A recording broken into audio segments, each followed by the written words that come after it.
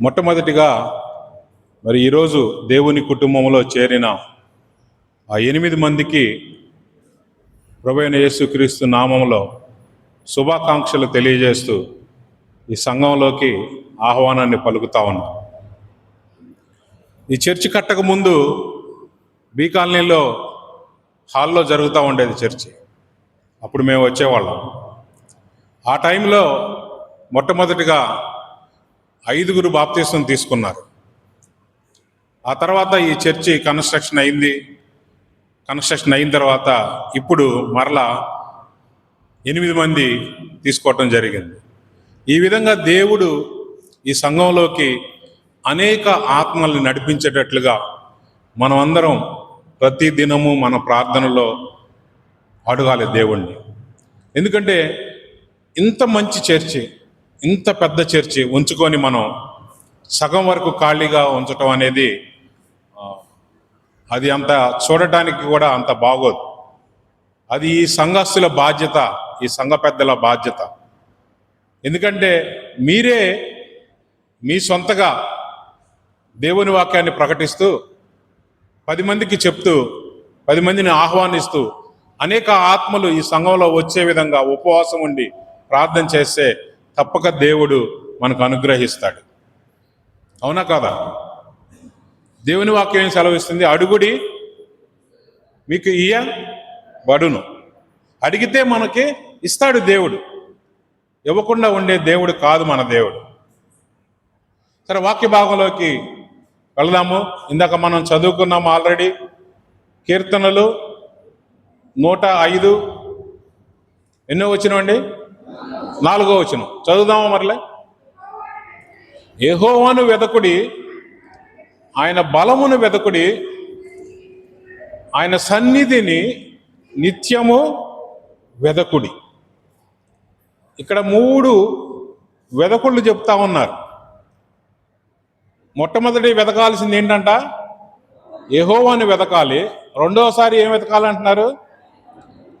ఆయన బలమును వెతకాలంటున్నారు. మూడోసారి వచ్చేసరికి ఒట్టి వెతకటం చెప్పలేదు. ఏమన్నారు? నిత్యము వెదకండి అంటున్నాడు. నిత్యము వెదకుడి అంటే ఇంక దానికి ఒక సమయం అంటూ లేదు. ఆయన సన్నిధిని నిత్యము వెదకాలి. ఒకసారి ఆలోచిద్దాం, ఏంటి అసలు దేవుని సన్నిధి అంటే? ఆయన సన్నిధి అంటే ఏంటి? ఆయన సన్నిధి ఏంటి? మనం పెద్ద వాళ్ళు మీటింగ్కి వచ్చినప్పుడు చెప్తాం, thank you sir, thank you for your presence in this place అంటాం. అంటే మీ సన్నిధి అంటే మీరు ఇక్కడ ఉన్నందుకు మీకు థ్యాంక్స్ అండి అని చెప్తాం, మీకు వందనాలండి అని చెప్తాం. అంటే సన్నిధి ఈజ్ నథింగ్ బట్ హిమ్సెల్ఫ్. సన్నిధి అంటే ఆయనే, దేవుడే. అంటే దేవుణ్ణి వెదకండి అని మొదటి చెప్పి తర్వాత ఏమంటున్నారంటే ఆయన సన్నిధిని నిత్యము వెదకుడి అంటాడు. కొన్ని వెతుకుతా ఉన్నప్పుడు దాంట్లో నుంచి మనకి కొన్ని దొరుకుతూ ఉంటాయి. అందుకనే బైబిల్లో చెప్పాడు, వెదకుడి మీకు ఏమన్నాడు? దొరుకును. మనం దూరం అవసరం లేదు, అయ్యే దొరుకుతాయి మనకి. మనం వెదకటం మొదలు పెట్టాలి. వెదకుడి మీకు దొరుకును. మన సన్నిధిని వెతికితే, దేవుని యొక్క సన్నిధిని వెతికితే మనకు కొన్ని దొరుకుతాయి. అందుకనే మనం వెతకాలి. ఏంటి ఈ సన్నిధిలో ఏమున్నాయి, ఏం దొరుకుతాయి అనేది మనం ఆలోచిస్తే బైబిల్లో చాలా ఉన్నాయి. ఆయన సన్నిధిలో ఏం దొరుకుతాయో, మనకి ఏమున్నాయో చాలా విషయాలు ఉన్నాయి. 2-3 విషయాలు నేను ఇక్కడ మాట్లాడతాను. ఒకటి, కీర్తనలు 16-11 వచనంలో ఏమున్నదో చూద్దాం. ఆయన సన్నిధిలో ఏమున్నది అమ్మ? కీర్తనలు 16-11.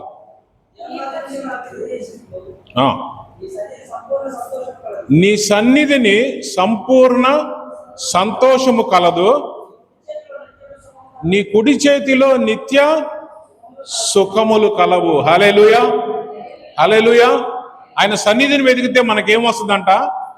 మొట్టమొదటిదేంటి? సంపూర్ణ సంతోషము.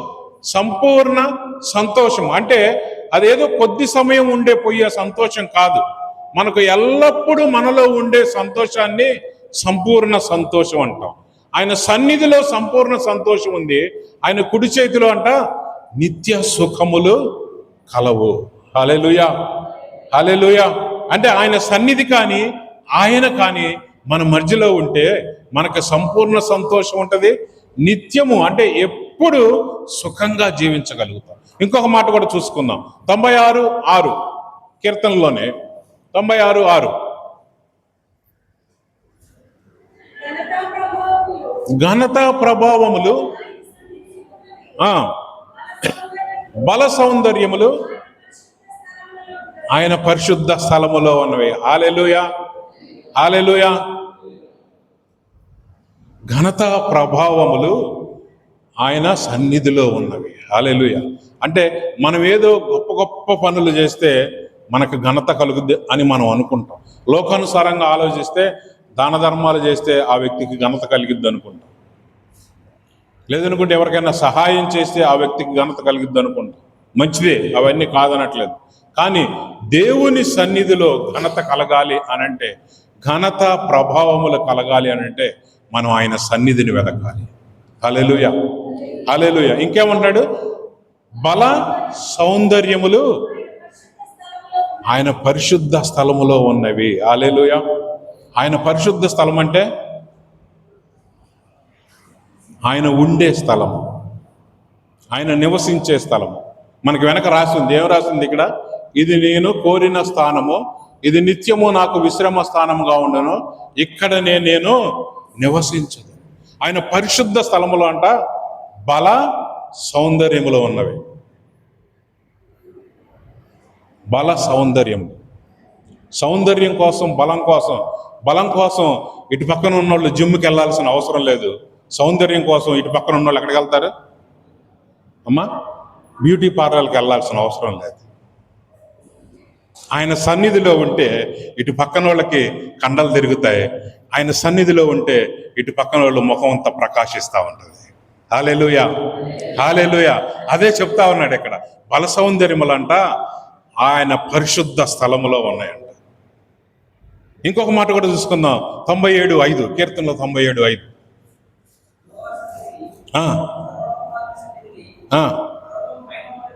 ఆయన సన్నిధిలో అంట పర్వతములు మైనము వలె కరుగుచున్నవి. హల్లెలూయా, హల్లెలూయా. అంటే పర్వతములను కూడా పొడి చేయగలగా శక్తి ఎక్కడుందండి? ఆయన సన్నిధిలో ఉంది. ఆయన సన్నిధిలో ఉంది. పర్వతములు మైనము వలె కరుగుచున్నవి. మనం క్రొవ్వొత్తి వెలిగిస్తే కరెంటు పోయినప్పుడు ఆ క్రొవ్వొత్తి ఎలాగా కరిగిపోయి కింద కారిపోయిద్దో, ఆయన సన్నిధిలో పర్వతములు కూడా మైనము వలె, ఎటువంటి సమస్య అయినా సరే మైనము వలె కరిగిపోయే స్థితి ఆయన సన్నిధిలో ఏర్పడింది. హల్లెలూయా. అందుకనే ఆయన సన్నిధిని మనం ఎప్పుడూ కోరుకోవాలి. నిత్యము వెదకడు అంటున్నాడు. అందుకని నిత్యము వెదకాలి ఆయన సన్నిధి. ఓకే, ఇంతవరకు ఆయన సన్నిధిలో ఏమున్నాయో మనం తెలుసుకున్నాం. ఇన్ని చెప్పుకున్నాం మనం. మరి ఆయన సన్నిధి ఎలా వస్తుందండి? ఆయన సన్నిధి ఎలా వస్తుంది? ఆయన సన్నిధిని ఏం చేస్తే వస్తుంది మనకు? నేను 4 విషయాలు చెప్పి మీకు ముగించేస్తాను. నేను ఎక్కువ టైం తీసుకోను. 4 మాటలు చెప్తాను. ఆయన సన్నిధి మనకి రావాలి అంటే మొట్టమొదటిగా మనకు కావాల్సింది ఫెయిత్. విశ్వాసం కావాలి. విశ్వాసం ఉంటే ఆయన మన దగ్గరికి వచ్చేస్తారు. బైబిల్లో నేను ఒక ఉదాహరణ తీసుకోదలుచుకున్నాను. 12 ఏళ్ల రక్తస్రావం గల స్త్రీ, తను ఎన్నో సంవత్సరాల నుంచి 12 సంవత్సరాల నుంచి తను బాధపడతా ఉంది. ఆ వ్యాధితో ఇబ్బంది పడతా ఉంది. ఎవరికి చెప్పుకోలేని పరిస్థితి. ఆ రోజుల్లో కడగా ఉన్న స్త్రీని ముడితే అపవిత్రుడైపోతాడని చెప్పేసి వాళ్ళని బయటకు రానిచ్చేవాళ్ళు కాదు. ఒకవేళ వాళ్ళు బయటకు వస్తే రాళ్లతో కొట్టి చంపేసేవాళ్ళు. అది ఆ రోజుల్లో ఉన్న పరిస్థితి. ఆ స్థితిని అధిగమించడానికి బైబిల్లో మనం చూసుకుంటే తను అనేక మంది వైద్యుల చేత సంప్రదించబడి ఇంకా క్షీణించిపోయింది అన్నట్లుగా బైబిల్ వాక్యంలో రాయబడి ఉంటుంది.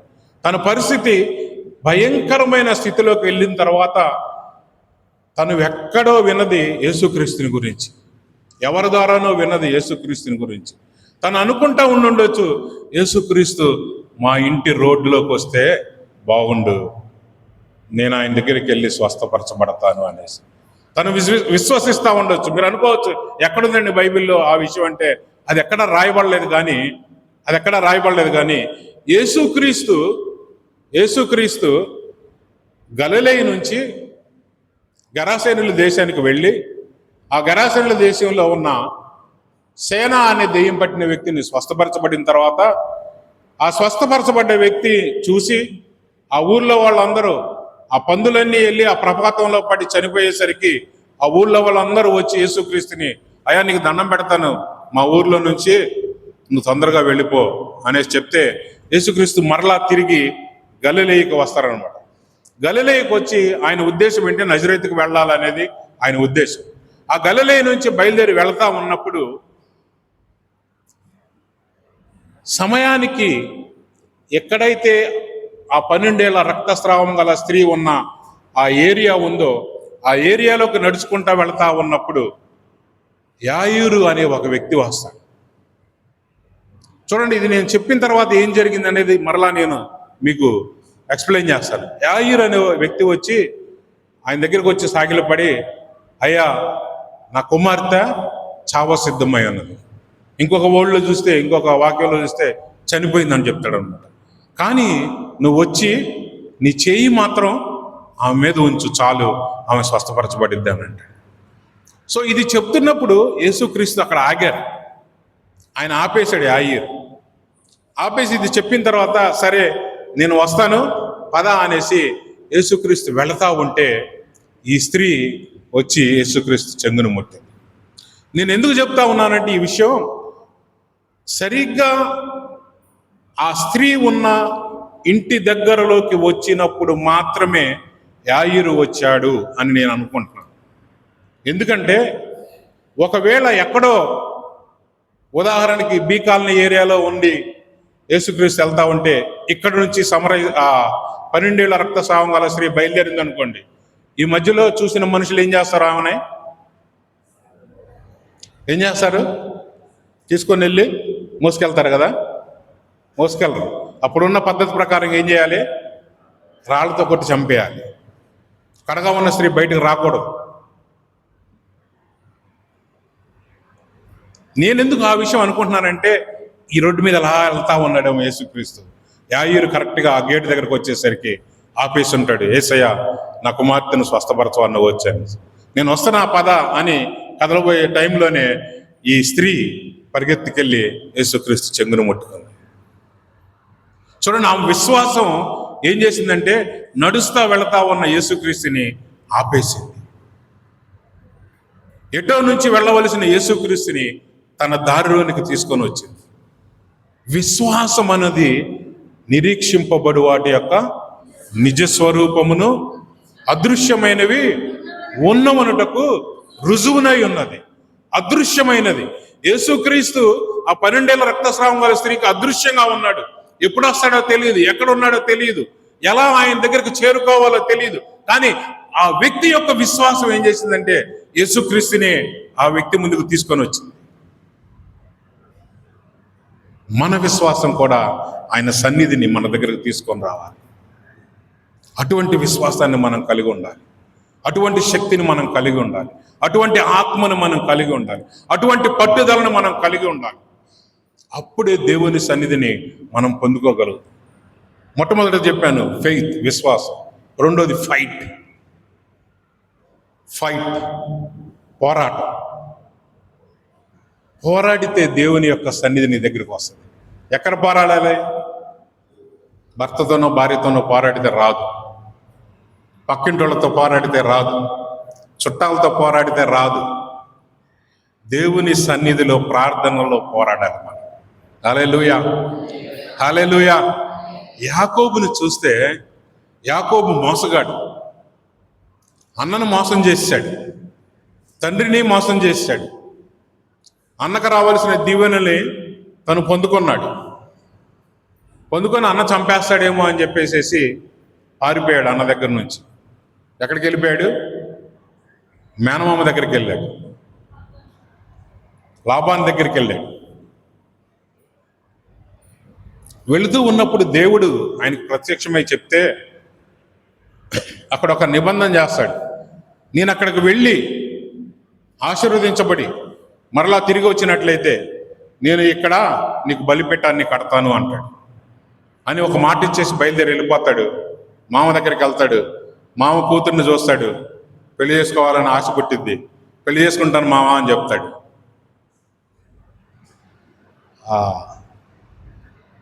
ఏదో అంటారు సామెత, ఏంటిది, మేనమామ అల్లుడు పుట్టిల్లు మేనమామకి తెలియదా ఏంటిది అనేది. పెద్దలు ఎవరు చెప్పట్లేదు.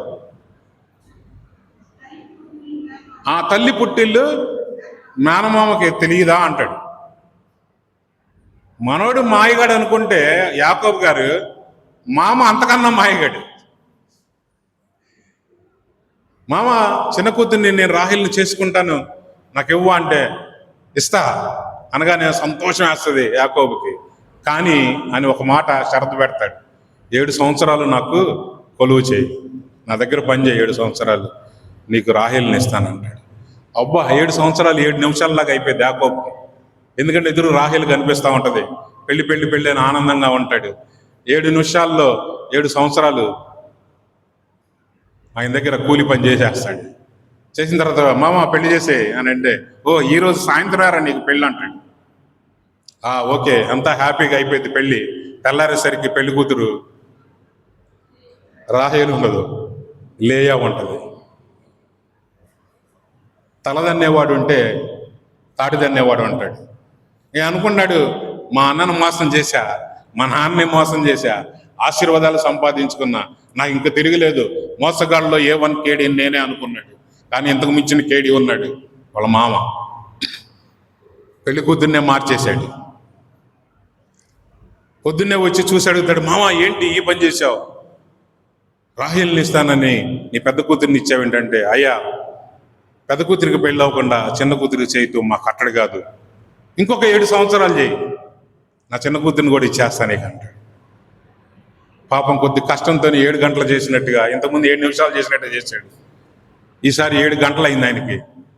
7 సంవత్సరాలు మరలా కొలువు చేశాడు. కొలువు చేసిన తర్వాత రాహేల్ని ఇచ్చాడు. రాహేల్ని ఇచ్చిన తర్వాత మామ వెళ్ళిపోతా నేనంటే, అబ్బే ఎక్కడికి వెళ్తావు, ఇంకొక 6 సంవత్సరాలు చేయంటాడు. నీ మంద నీకు కావాలంటే ఇంకొక 6 సంవత్సరాలు చేయంటాడు. చూడండి, ఒక వ్యక్తి తను మోసం చేశాను, నేను అనుభవించాను, నా ఆశీర్వాదం నేను పొందుకున్నాను అని తనలో అనుకున్నాడు. కానీ ఇంత భయంకరంగా 20 సంవత్సరాలు మోసపోతానని తను ఊహించుండాడు. కానీ ఇంత భయంకరంగా 20 సంవత్సరాలు మోసపోయిన వ్యక్తి తన అక్కడి నుంచి తిరిగి వస్తున్నప్పుడు, తన మందలతో, తన భార్య బిడ్డలతో తిరిగి వస్తూ ఉన్నప్పుడు తనకు తెలిసిద్ది తన అన్న అయిన ఏశావు 400 మందితో తను ఎదుర్కోవటానికి వస్తున్నాడు అనేసి. వెంటనే భయమేస్తుంది యాకోబుకి.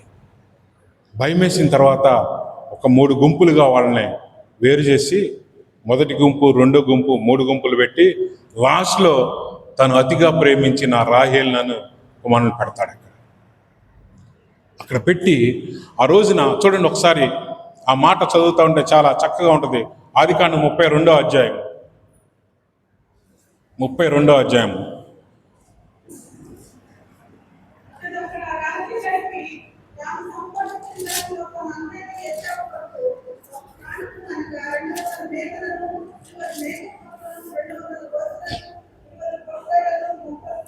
ఇరవై 22 చదవండి అమ్మా.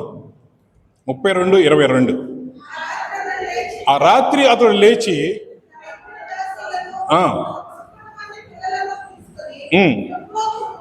ఎబ్బోకు రేవు దాటిపోయిను, యాకోబు వారిని తీసుకొని ఆ ఏరు దాటించి తనకు కలిగినదంతయు పంపివేసెను. చాలమ్మా. హల్లెలూయా, హల్లెలూయా. తను అన్ని సంపాదించిన వ్యక్తి ఆశీర్వాదం అనుకున్నాడు, కానీ అది ఆశీర్వాదంగా తనకు అనిపించలేదు. మందల్ని సంపాదించుకున్నాడు, భార్యల్ని సంపాదించుకున్నాడు, బిడ్డల్ని సంపాదించుకున్నాడు, ఆస్తిని సంపాదించుకున్నాడు. అన్నీ సంపాదించుకున్నా తనకు అవి ఆస్తిగా అనిపించలేదు, అది ఆశీర్వాదంగా అనిపించలేదు. అందుకని ఏం చేశాడంటే వాళ్ళందరినీ పంపించేసి ఒక్కడిగా మిగిలిపోయాడు యాకోబు. చూడండి, దేవుని సన్నిధిని మనం సొంతగా మనం ఒక్కళ్ళగా అనుభవించాలంటే నువ్వు ఒక్కడిగా చేరి ఆయన సన్నిధిని, ఆయన కాళ్ళు పట్టుకుంటే ఆయన మన దగ్గరే కూర్చుంటాడు, ఎక్కడికి వెళ్ళాడు. ఇక్కడ చూస్తే యాకోబు ఒక్కడైపోయిన తర్వాత ఆ రాత్రి ఏం జరిగిందో చూడండి అమ్మా. ఒక నరుడు తెల్లవారు వరకు అతనితో పెనుగులాడెను. చాలు. తాను అతని గెలవకుండుట చూచి తొడగూటి మీద అతనిని కొట్టెను. అప్పుడు అతడు ఆయనతో పెడుగులాడుట వలన యాకోబు తొడగూడు ఓసిలెను. హల్లెలూయా. అక్కడ యాకోబు ఉండి ఏం చేశాడంటే దేవునితో పోరాడటం మొదలుపెట్టాడు.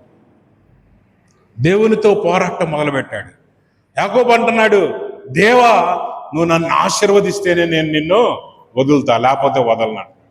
దేవుడు అంటున్నాడు, వదిలే యాకోబు, నేను వెళ్ళిపోవాలంటున్నాడు. యాకోబు ఏమో నేను వదలను దేవా నిన్ను అంటున్నాడు. వదిలే యాకోబు మర్యాదగా అంటే నేను వదలను. యాకోబు మర్యాదగా వదులు అంటే నేను వదలను దేవా. అంతే, చాచిపెట్టి అక్కడ కొట్టాడు. దెబ్బకి తొడగూడు వదిలేసిందంట. అయినా సరే వదిలాడా? వదలలేదు. అదే ఫైట్ అంటే, అదే ఫైట్ అంటే, అదే పోరాటం అంటే. దేవుని సన్నిధిలో మనం కావాల్సింది పొందుకునే వరకు పోరాడుతూనే ఉండాలి, దేవుణ్ణి అడుగుతూ ఉండాలి. అంటే ప్రార్థనలో మనం పోరాడితే ఆయన సన్నిధి మన మధ్యలోకి వచ్చేస్తుంది. మనం ఏదైతే కోరుకుంటున్నామో అది మనకి ఇచ్చే వెళతాడు దేవుడు.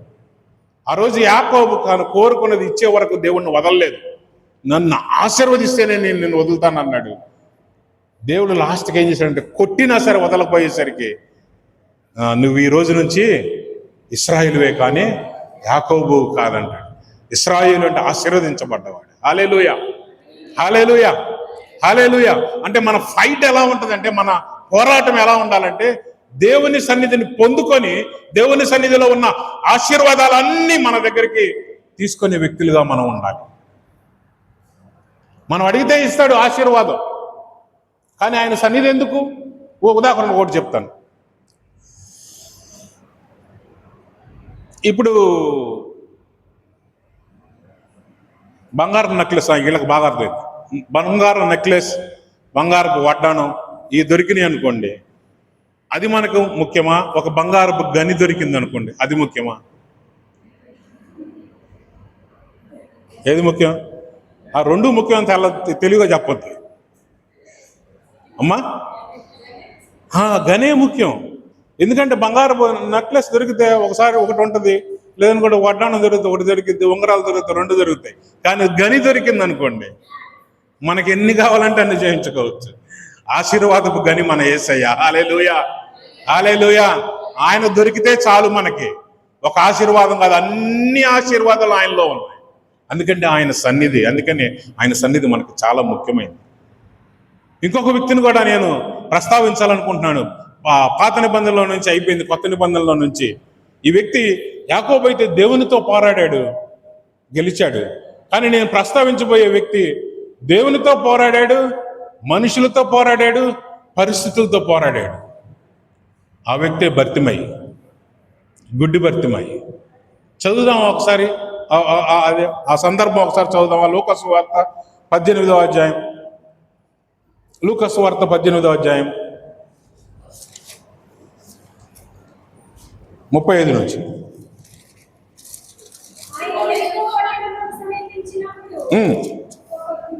ఒక గుడ్డివాడు త్రోవ పక్కన కూర్చుండి భిక్షమడుగు కొనుచుండెను. జనసమూహము దాటిపోవచ్చున్నట్టు వాడు చప్పుడు విని ఇది ఏమని అడుగగా, వాడు నజరేయుడైన యేసు.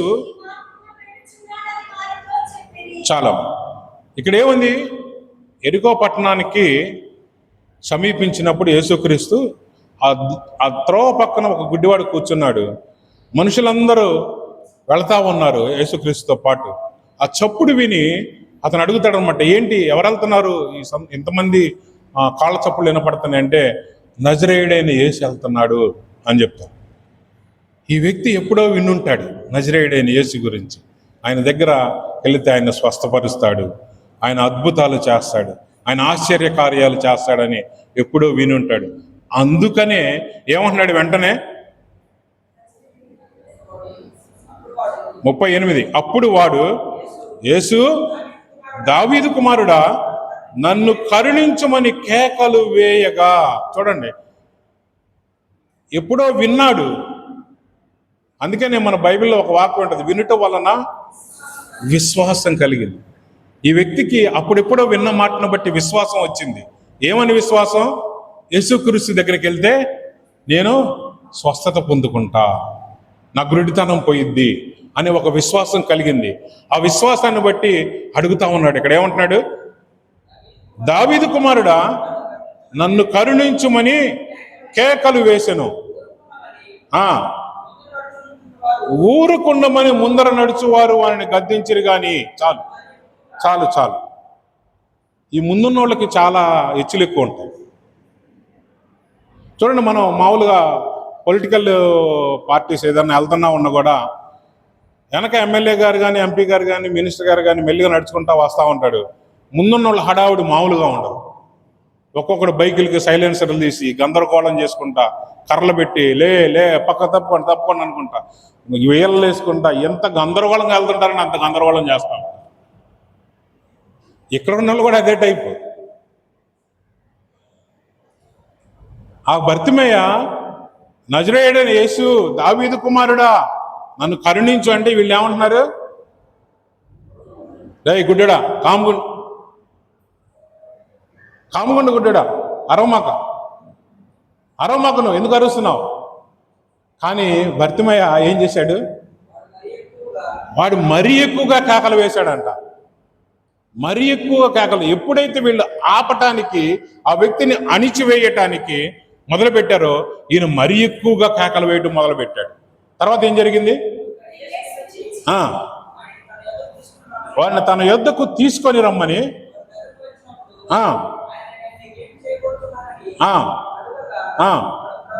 ప్రభువా చూపు పొందగోరుచున్నాను, చూపు పొందుము, నీ విశ్వాసము నిన్ను స్వస్థపరచనను. హల్లెలూయా, హల్లెలూయా. 12 ఏళ్ల రక్తస్రావం గల స్త్రీ దగ్గర కూడా మనం చూసుకుంటే ఇదే మాట అంటాడు యేసుక్రీస్తు. అమ్మా నీ విశ్వాసము నిన్ను స్వస్థపరిచింది అని అంటాడు. ఇక్కడ కూడా ఏమన్నాడంటే బర్తిమేయను కూడా, నీ విశ్వాసము చూపు పొందుము, నీ విశ్వాసము నిన్ను స్వస్థపరచను అంటాడు. చూడండి, ఆ వ్యక్తి బర్తిమేయ తనకున్న నోటితో దేవుడితో పోరాడాడు. మామూలుగా పిలిచాడు యేసయ్యా అనేసి, వినకపోతే ఇంకా కొంచెం గట్టిగా కేకలు వేశాడు. మనుషులతో పోరాడటం మొదలుపెట్టాడు. మనుషులు వచ్చి ఏం చేస్తున్నారు అని, ఊరుకుండ్రా గుడ్డడా అని అంటే ఇంకా గట్టిగా అరవటం మొదలుపెట్టాడు. పరిస్థితులతో పోరాడాడు. ఆ గుడ్డివాడు ఇంకొక సువార్తల్లో చూసుకున్నట్లయితే తనకున్న బట్టను పారవేసి అని ఉంటుంది, అవన్నీ పడేసంట దేవుడి దగ్గరికి వచ్చాడు. చూడండి, ఎవరైతే మనల్ని ఎగతాళి చేస్తూ ఉంటారో ప్రార్థన విషయంలో, ఏం ప్రార్థన అనేది? నీకు ఏం జరిగిందని, నీకేం మంచి జరిగిందని నువ్వు ప్రార్థన అంటున్నావు? నీకేం మంచి జరగలేదు కదా, ఇంకా జరగకపోను, ఇంకా నీకు చెడు జరుగుతుంది కదా అని హేళన చేసే వ్యక్తిలో ఉంటారు. వాళ్ళ గురించి మనం బాధపడాల్సిన అవసరమే లేదు. ఒకనొక రోజున వాళ్ళతోనే దేవుడు, శబాష్ నువ్వు చాలా బాగా చేసావు, నీ ప్రార్థన వలన చాలా మంచి జరుగుతుంది, వీలైతే నన్ను గురించి కూడా ప్రార్థించు అని చెప్పే రోజులు రాబోతా ఉన్నాయి. ఎందుకో తెలుసా? ఇక్కడ అప్పుడు దాకా ఏ గుడ్డడా కాముగా ఉండు, అరవకరా అన్న వ్యక్తుల చేత యేసయ్య ఏం చేశాడు? వెళ్ళి ఆ గుడ్డివాడిని తీసుకొని రండి అన్నాడు. ఎవడైతే నోరు మూసుకోరా గుడ్డడా అన్నోళ్ళు వాళ్ళే వచ్చి గబో పరిగెత్తుకు వచ్చి యేసయ్య పిలుస్తున్నాడు, రా దా దా దా అనేసి నేను అనుకుంటాను అని ఎత్తుకొని వచ్చినట్టున్నారు. ఎందుకంటే అటు కళ్ళు కనిపించవు, తను నడిచి రాలేడు. యేసయ్య తొందరగా తీసుకురమ్మన్నాడు, ఆయన వెళ్ళిపోతా ఉన్నాడు. రా రా రా తొందరరా అని చెప్పేసి ఆయన ఎత్తుకొని తీసుకెళ్ళి ఉంటారు. నిన్ను తిట్టిన వాళ్ళే రేపు నిన్ను ఎత్తుకోబోతా ఉన్నారు. హల్లెలూయా, హల్లెలూయా. నిన్ను హీనపరిచిన వాళ్ళే రేపు నిన్ను ఘనపరచబోతా ఉన్నారు. ఎప్పుడో తెలుసా? దేవుని సన్నిధిని నువ్వు పొందుకున్నప్పుడు. దేవునితో పోరాడి ఆయన యొక్క సన్నిధిని నువ్వు పొందుకున్నావు. మూడో విషయంగా, మొట్టమొదటిది ఫెయిత్ గురించి చెప్పాను, రెండోది ఫైట్ గురించి చెప్పాను, మూడోది ప్రిపరేషన్. ప్రిపరేషన్ అంటే సిద్ధపాటు. మనం సిద్ధపడాలి. దేవుని సన్నిధిని పొందుకోవటానికి మనల్ని మనం సిద్ధపరచుకోవాలి. పాత నిబంధనలో ఉన్న ఎస్తేరు గురించి ప్రస్తావించాలనుకుంటున్నాను. ఆ రోజు అక్కడ ఉన్న అహష్వేరోషు రాజుకి వష్టి రాణికి బదులుగా ఒక రాణిని ఏర్పాటు చేయాలని ఆ సంస్థానంలో ఉన్న వాళ్ళందరూ డిసైడ్ చేసినప్పుడు, ఆ సంస్థానంలో ఉన్న మంచి కన్యకలందరినీ, అందంగా ఉన్న కన్యకలందరినీ తీసుకొని వచ్చి ట్రైనింగ్ క్లాస్ పెడతారు. ట్రైనింగ్ క్లాస్ జరిగింది వాళ్ళకి. ఎన్ని నెలలు ట్రైనింగ్ జరిగింది? 12 నెలలు. 12 నెలల ట్రైనింగ్ అన్నమాట. 12 నెలలు ట్రైనింగ్ అయిన తర్వాత అప్పుడు ఒక్కొక్కరిని రాజు దగ్గరికి పంపిస్తూ ఉంటారు. రాజుకి ఎవరైతే ఇష్టమైద్దో ఆ వ్యక్తే రాణిగా ఉంటారు అనేసి డిసైడ్ చేస్తారనమాట. ఇది ఆ సంస్థానంలో జరిగిన ఆజ్ఞ. సో దాని ప్రకారంగా ఎస్తేరు కూడా వాళ్ళందరితో పాటు వెళ్ళింది. చదువుదాం ఒకసారి ఆ ట్రైనింగ్ ఏమేమి ఉన్నాయో. ట్రైనింగ్ అనేది ఎస్తేరు గ్రంథము 2వ అధ్యాయము 3వ వచనం నుంచి చదవండి అమ్మా ఎవరైనా.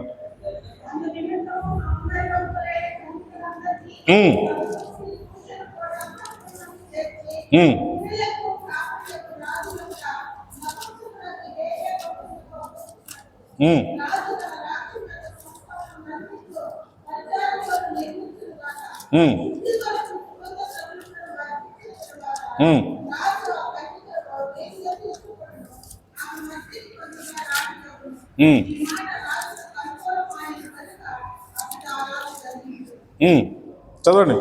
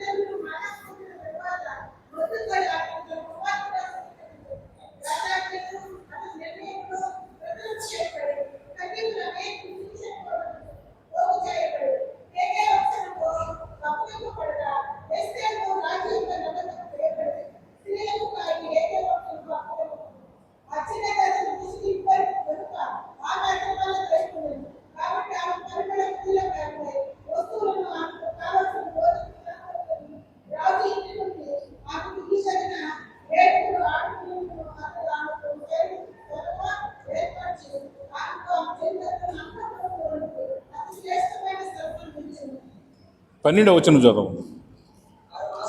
6 మాసములు గోపరస తైలముతోను 6 మాసములు సుగంధ వర్గములతోను స్త్రీల పరిమళ క్రియల కొరకైన మరి వేరు పదార్థములతోనూ స్త్రీలు పరిమళ క్రియలు ముగించి రాజునొద్దకు పోవువారు 12 మాసములైన తరువాత రాజైన అహష్వేరోషు నొద్దకు వెళ్ళుటకు ఒక్కొక్క చిన్నదానికి వంతు వచ్చినప్పుడు ఒక్కొక్క చిన్నది రాజునొద్దకు ఆ విధముగా పోవచ్చుండెను.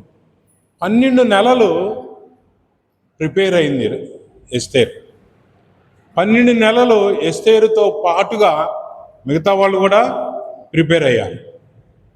చూడండి ఇక్కడ తేడా ఏంటి అని మనం ఒకసారి ఆలోచిస్తే, 12 నెలలు ఎస్తేరు ప్రిపేర్ అయింది, సిద్ధపరచబడింది. 12 నెలలు ఎస్తేరుతో పాటు మిగతా కన్యకలు కూడా సిద్ధపరచబడ్డారు. కానీ రాజు ఎవరిని కోరుకున్నాడు? ఎస్తేరును మాత్రమే కోరుకున్నాడు. ఎందుకో ఒక్కసారి ఆలోచించారు మీరు ఎప్పుడైనా? బైబిల్లో ప్రార్థన అని కానీ దేవుడు అని కానీ సంబోధించని గ్రంథం ఏదైనా ఉంది అని అంటే ఎస్తేరు గ్రంథమే. మీరు ఎస్తేరు గ్రంథం మొత్తం చదవండి, ఎక్కడా కూడా ప్రార్థన అని కానీ దేవుడు అని కానీ అక్షరంగా ఉండదు. దాని వెనక భావం ఉండుండొచ్చు, ప్రార్థన చేశారని, ప్రార్థన చేశారని, ఉపవాసం ఉన్నారు అనే ఉంటుంది తప్ప ఉపవాస ప్రార్థన అని ఉండదు. అట్లాగే నీకు దేవుడు, నువ్వు సహాయం చేయకపోతే దేవుడు ఇంకొక వైపు నుంచి దేవుడు అనలేదు. మొర్దెకై అంటాడు ఎస్తేరుతో, ఒకవేళ నీకు సహాయం నువ్వు చేయకపోతే వేరే వైపు నుంచి మాకు సహాయం వస్తుందని అంటాడు. దేవుడు ప్రార్థన అనే ప్రస్తావన లేని గ్రంథం ఏదైనా ఉందంటే ఎస్తేరు గ్రంథం. సరే, ఇది కాకుండా నేను ఎస్తేరు మాత్రమే ఎందుకు రాజు చేత సెలెక్ట్ చేయబడిందనంటే, ఎస్తేరు హేగే ఏదైతే అలంకరణ ఇచ్చాడో ఆ అలంకరణ మాత్రమే అలంకరించుకుంది. హల్లెలూయా, హల్లెలూయా. ఎందుకో తెలుసా?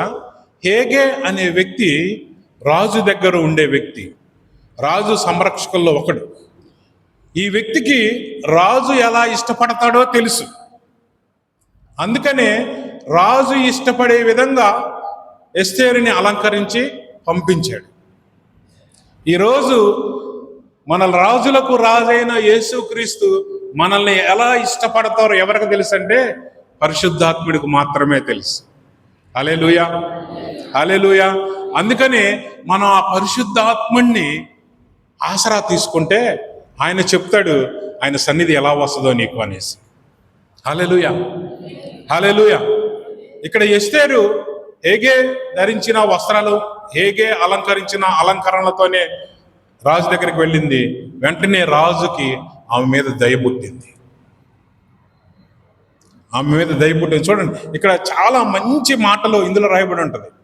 చూడండి, ఒక వ్యక్తిని రాణిగా సెలెక్ట్ చేసుకుంటే ఆమె అంటే ఇష్టం పుట్టాలి, అంటే ఫ్లష్లో నుంచి వచ్చే ఒక కోరిక పుట్టాలి. కానీ ఇక్కడ ఒక మాట రాయబడింది ఏంటంటే, ఎస్తేర్ని చూసంట రాజుకి దయ పుట్టింది అని అంటాడు. ఈరోజు దేవుడికి మనల్ని చూడగానే దయ పుట్టాలి. నేను ఈ వ్యక్తి దగ్గరికి వెళ్ళి ఈ వ్యక్తిని ఆశీర్వదించాలి, ఈ వ్యక్తితో పాటే నేను ఉండాలి అనే ఒకలాంటి దయ మన మీద పుట్టాలి. హల్లెలూయా, హల్లెలూయా, హల్లెలూయా. ఇంకో ఆఖరిగా మొట్టమొదటిగా నేనేం చెప్పాను? ఫెయిత్, విశ్వాసము. రెండోది ఫైట్, పోరాటము. మూడోది ప్రిపరేషన్, సిద్ధపాటు. నాలుగోది ప్రేయర్, ప్రార్థన. ప్రార్థన ఏం చేస్తుందంటే దేవుని సన్నిధిని మనలోకి తీసుకొని వస్తుంది, మన దగ్గరకు తీసుకొని వచ్చేస్తుంది. దేవుని సన్నిధిని మన దగ్గరకు తీసుకొని వస్తుంది. చూడండి, యేసుక్రీస్తు బాప్తిసం తీసుకున్న తర్వాత ఆయన ఏం చేశాడో ఒక మాట నేను చెప్తాను. లూకా సువార్త 3వ అధ్యాయంలో రాయబడి ఉంటుంది ఆ మాట.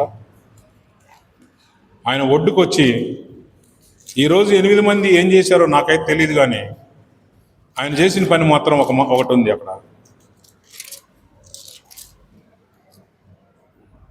లూకా సువార్త 3వ అధ్యాయం 21వ వచనం. ప్రజలందరూ బాప్తిస్మం పొందినప్పుడు యేసు కూడా బాప్తిస్మం పొంది ఏం చేస్తానంటే, బాప్తిస్మం పొందిన తర్వాత యేసుక్రీస్తు ప్రార్థన చేయుచుండగా. బాప్తిస్మం పొందిన మీరు ఈరోజు పరిశుద్ధాత్మ కోసం ప్రార్థన చేయాలి. ఆయన ప్రార్థన చేస్తుంటే ఏమైంది చూడండి. ఆకాశము తెరవబడి పరిశుద్ధాత్మ శరీరాకారముతో పావురము వలె ఆయన మీదకి దిగి వచ్చెను. అప్పుడు నీవు నా ప్రియ కుమారుడవు, నీ యందు నేను ఆనందించుచున్నాను ఒక శబ్దము ఆకాశము నుండి వచ్చెను. హల్లెలూయా, హల్లెలూయా. ఈరోజు బాప్తిసం పొందిన మీరు ప్రార్థిస్తున్నప్పుడు ఆకాశము నుండి పరిశుద్ధాత్మ దేవుడు మీ మీదకి దిగి రావాలి. దిగి రావటమే మాత్రమే కాదు, ఈయన నా ప్రియ కుమారుడు, ఈమె నా ప్రియ కుమార్తె, వీరి యందు నేను ఆనందిస్తున్నాను అని చెప్పగలిగిన భాగ్యం ఉండాలి మనకి. హల్లెలూయా, హల్లెలూయా, హల్లెలూయా, హల్లెలూయా. ఇది ఎప్పుడు జరిగిద్దనంటే పరిశుద్ధాత్ముడు మన మీదకి దిగి వచ్చినప్పుడు. పరిశుద్ధాత్ముడు మన మీదకి దిగి వచ్చినప్పుడు ఏమైంది అంటే ఆత్మ మన మీదకు దిగి వచ్చినప్పుడు దేవుని యొక్క స్వరాన్ని మనం వినగలుగుతాం. ఆత్మ యేసుక్రీస్తు మీదకి దిగి వచ్చినప్పుడు పైనుంచి దేవుని యొక్క స్వరం వినబడింది, ఈయన నా ప్రియ కుమారుడు, ఈయన యందు నేను ఆనందిస్తున్నాను అని. దేవుని యొక్క ఆత్మ మన మీదకి దిగి వచ్చినప్పుడు ఆయన స్వరాన్ని మనం వినగలుగుతాం. ఎక్కడుందని అంటే ఒకసారి ఎహెజ్కేలు గ్రంథంలో చూద్దాం. ఎహెజ్కేలు గ్రంథము 2వ అధ్యాయము 1-2 వచనాలు చదవండి. ఎహెజ్కేలు గ్రంథము.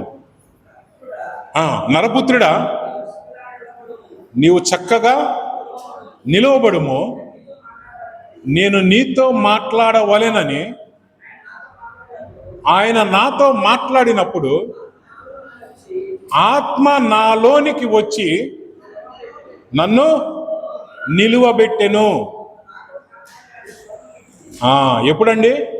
ఆత్మ ఎప్పుడైతే ఆయనలోకి వచ్చి ఎహెజ్కేలులోకి వచ్చి ఆయన నిలబెట్టిందో అప్పుడు ఆయనతో మాట్లాడిన వాని స్వరము ఎహెజ్కేలు విన్నాడు.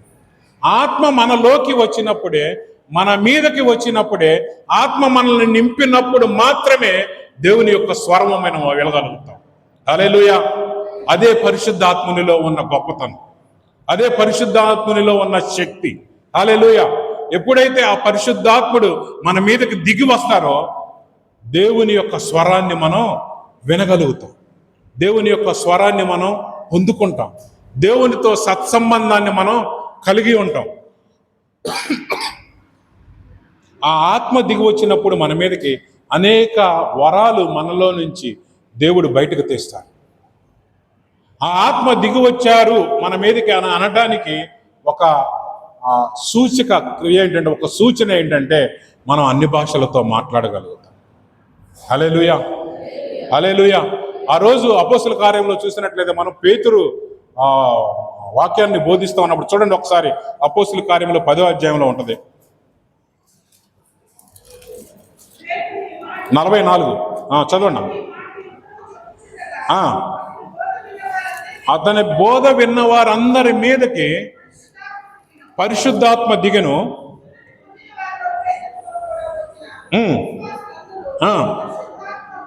పరిశుద్ధాత్మ వరము అన్యజనుల మీద సహితము కుమ్మరింపబడుట చూచి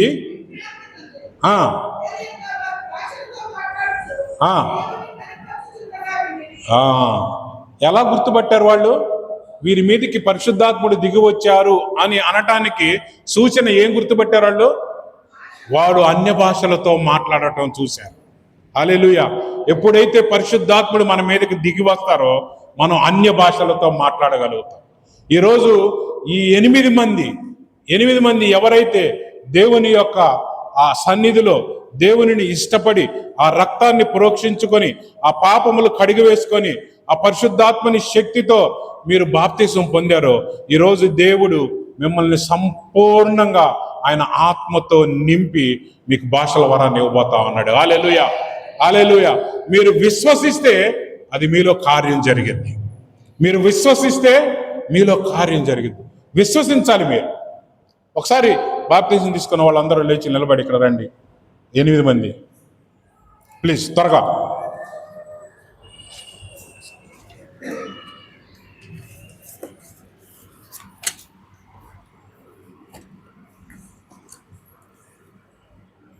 త్వరగా రావాలి. Hallelujah. Thank you Lord, thank you Jesus. ఈరోజు పరిశుద్ధాత్ముడు వీరిని తాకబోతా ఉన్నాడు. పరిశుద్ధాత్మ కుమ్మరింపు వీరి మీద జరగబోతా ఉంది. పరిశుద్ధాత్ముడు పావురం వలె ఆయన వీరిని పూర్తిగా నింపబోతా ఉన్నాడు, కప్పబోతా ఉన్నారు, పూర్తిగా ఆవరించబోతా ఉన్నారు. మనమందరం ప్రార్థన చేద్దాం. దేవుడు వీరిని ఈరోజు తాకాలి. పరిశుద్ధాత్మ దేవుడు వీరిని తాకాలి. వాళ్ళ భాషల వరంతో వీరు నింపబడి అన్ని భాషలతో మాట్లాడాలి. ఎందుకంటే భాషలతో మాట్లాడేవాడు, కొరింథీయులకు రాసిన మొదటి పత్రిక 14వ అధ్యాయంలో చూస్తే భాషలతో మాట్లాడేవాడు అంటే ఎవరితో మాట్లాడుతూ ఉన్నాడు? దేవునితో మాట్లాడుతూ ఉన్నాడు, దేవునితో మాట్లాడుతూ ఉన్నాడు, దేవునితో మాట్లాడుతూ ఉన్నాడు. మనుషులు ఎవరికి అర్థం కాదు వాడు ఏం మాట్లాడుతూ ఉన్నాడు. పక్కవాడికి పిచ్చిగా అనిపిస్తుంది, వీడు పిచ్చి మాటలు మాట్లాడుతున్నాడేమో అనేసి. కానీ ఆ వ్యక్తి దేవునితో మాట్లాడుతూ ఉన్నాడు. ఇంకొక మాట కూడా అక్కడ అంటాడు, అతనంట మర్మములను పలుకుతున్నాడు అని ఉంటుంది. మర్మములు పలుకుచున్నాడు. ఆత్మతో నింపబడిన వ్యక్తి భాషలతో మాట్లాడుతున్నాడు అంటే ఆ వ్యక్తి మర్మములను పలుకుతున్నాడు. మర్మము అంటే ఇట్ ఈస్ సీక్రెట్ థింగ్, మనకు అర్థం కాని విషయం. మనకు అర్థం కాని విషయాల్ని పరిశుద్ధాత్ముడు ఏం చేస్తా ఉంటాడంటే మనల్ని ఆయన ఆత్మతో నింపి ఉచ్చరింప శక్యము కాని మూలుగులతో ఆ ఆత్మ ఆయనే మన పక్షమున విజ్ఞాపన చేస్తా ఉంటాడు. హల్లెలూయా. శాంతరీల నామమ్మ షెకెదెరిల ఖరలో నమమ్మ సెందెరెలే ఓ రీల నమ బాబా సెందెరెల బాబా రూఖల నమమ్మ సెందెరెలే. ఆ ఆత్మ ఈరోజు మీ మీద కూడా దిగి రాబోతా ఉన్నాడు.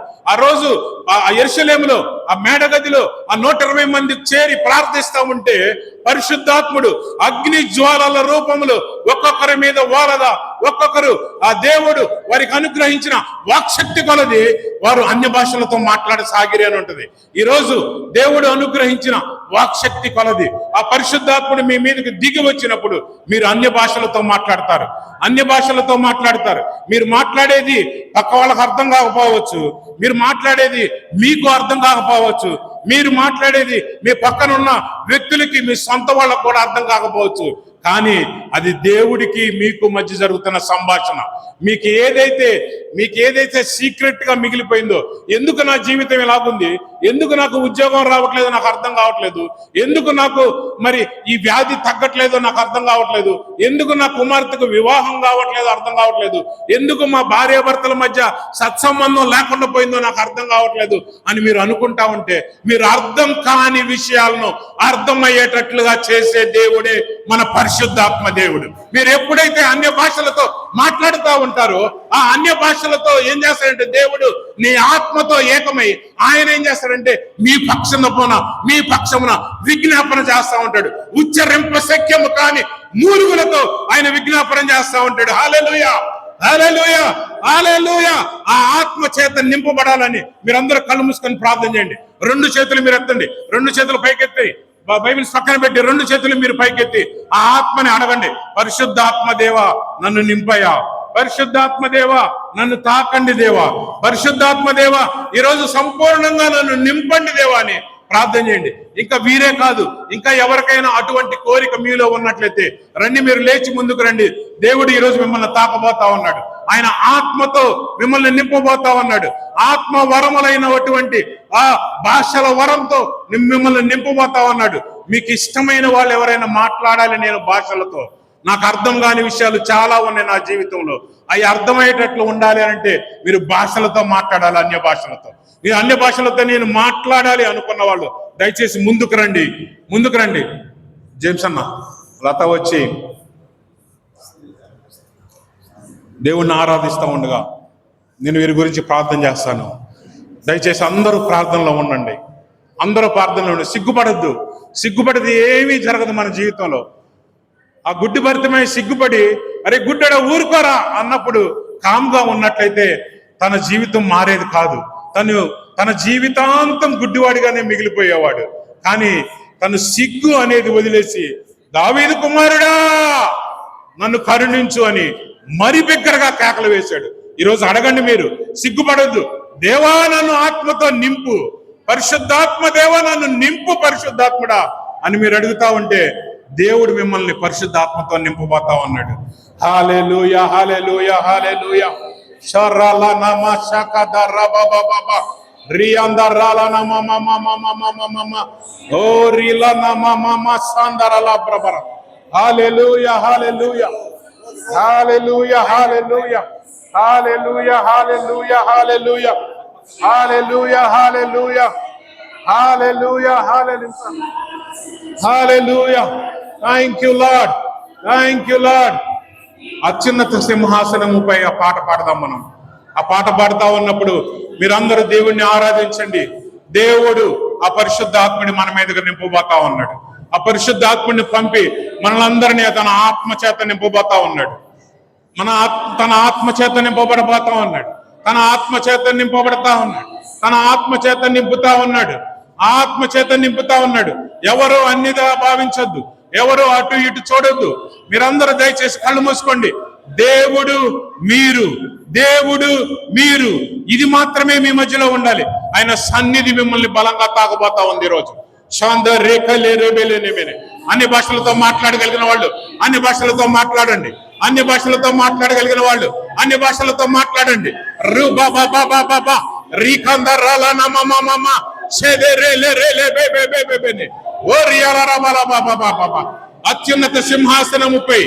అత్యున్నత సింహాసనముపై ఆసీనుడైన దేవుడు ఈ రోజు మీ మీదకి దిగి రాబోతా ఉన్నాడు.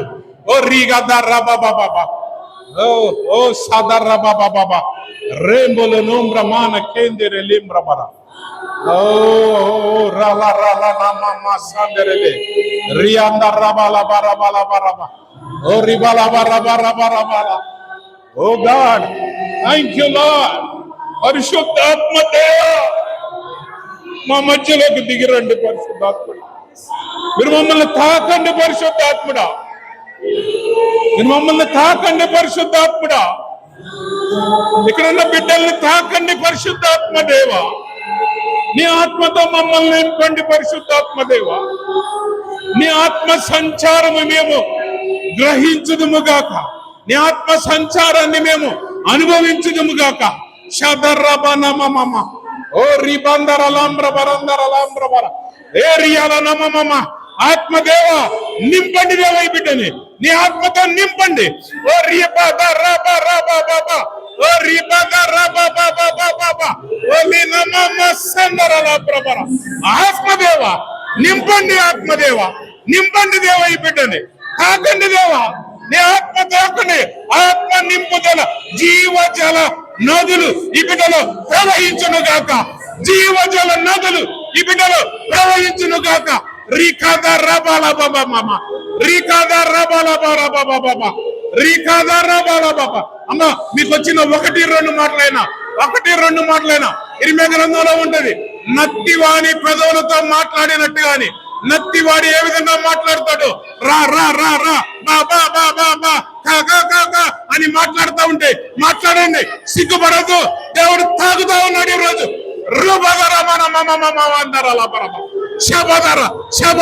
నింపుదేవ ఆత్మతో నింపుదేవ అయిపోయిందని కాకండి పరిశుద్ధాత్మదేవ. కాకండి పరిశుద్ధాత్మదేవ. కాకండి పరిశుద్ధాత్మదేవ. నీ ఆత్మతో నింపండి దేవ ఈ బిడ్డని. పరిశుద్ధాత్మదేవ ఈ బిడ్డ మీదకి బలంగా దిగిరండి దేవ. తన ఆశలను నెరవేర్చండి. అన్య భాషలతో మాట్లాడాలి అనే ఆశ యేసు నామములో నెరవేరును గాక. రీబదరలోం భ్రమణ రీబదరలోం భ్రమణ రీబదరలోం భ్రమణ రీబదరలోబర రూబల నాం భ్రమణ శబదరలే భ్రమణ రియదల బోరమణ రియదరలోం భ్రమణ రీకద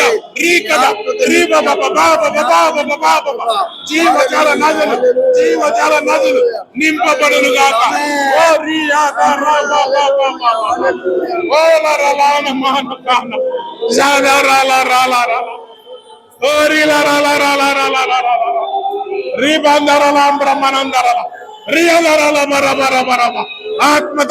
ఆత్మ నింపుదల కలుగురుగాక.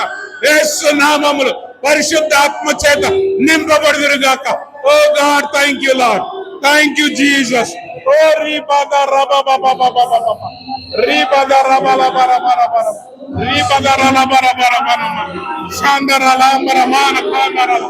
ఆత్మదేవ ఈ బిడ్డ మీదకి దిగిరండి. ఆత్మదేవ ఆత్మ నింపుదలతో అన్య భాషలు ఓ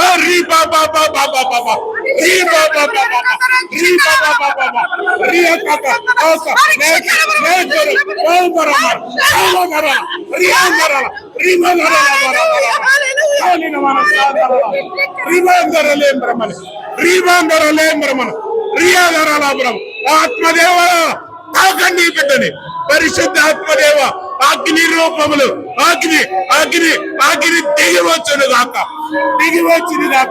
అగ్ని దిగివచ్చును గాక.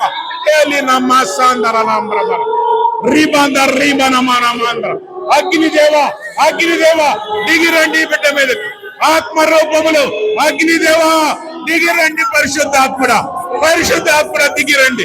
పరిశుద్ధ ఆత్మదేవ దిగిరండి. అన్య భాషలు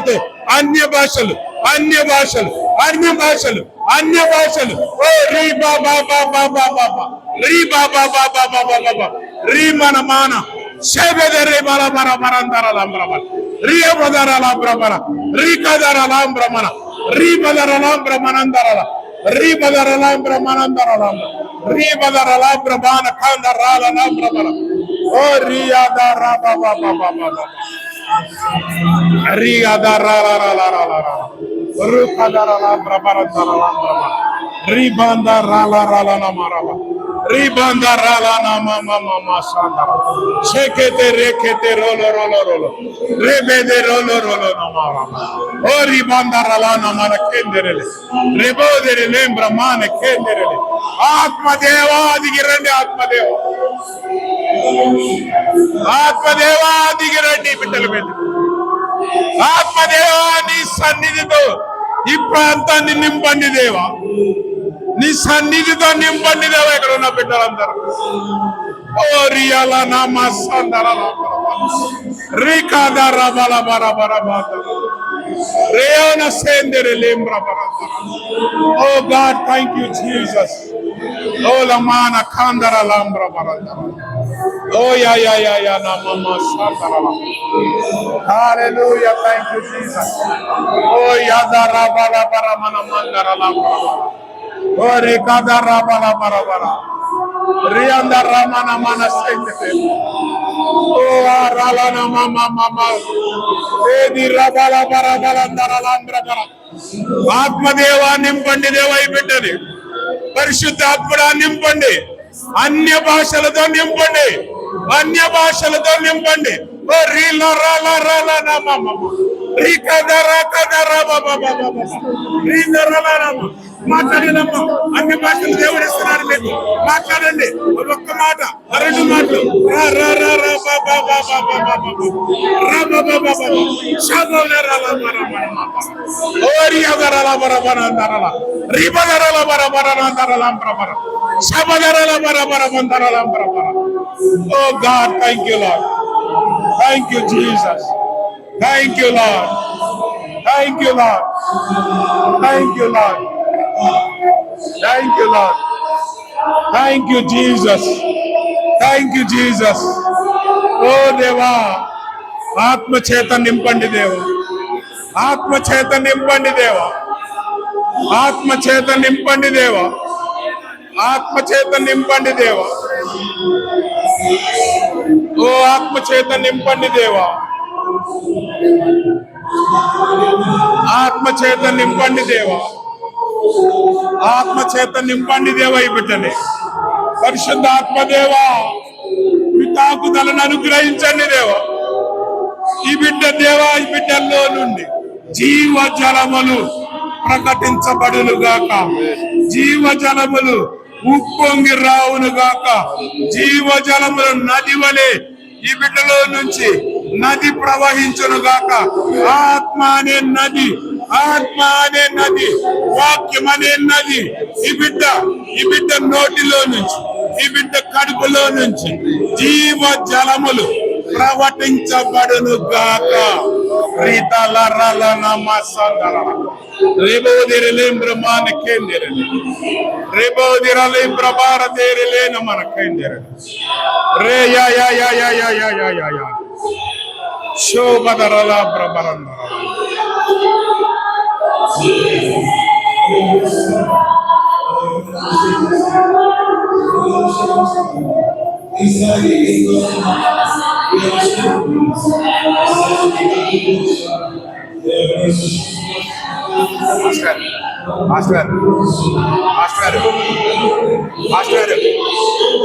మాస్టర్ గారు